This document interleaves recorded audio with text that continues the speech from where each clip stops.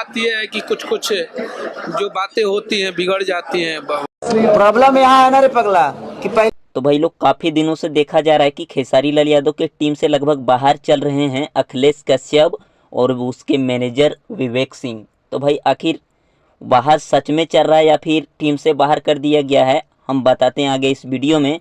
तो सबसे पहले ये बता दूं कि अभी फिलहाल खेसारी टीम से यामिनी सिंह बाहर है और पवन पांडे, राइटर पवन पांडे, 2 लोग बाहर हैं।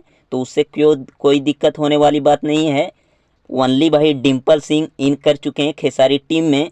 और रहा बात विवेक सिंह और अखिलेश कश्यप, तो भाई ऐसा कभी हो नहीं सकता कि खेसारी टीम से बाहर चले जाएंगे राइटर और मैनेजर। भाई इसके जान है खेसारी लाल यादव और हम सबके भी जान है।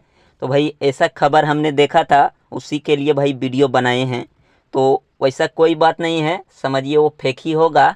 भाई वीडियो अच्छा लगा होगा तो लाइक कीजिएगा और चैनल पे नए होंगे तो भाई सब्सक्राइब कीजिएगा। थैंक्स फॉर वाचिंग भाई, लव यू ऑल। फिर मिलते हैं नेक्स्ट वीडियो के साथ बहुत ही जल्द भाई।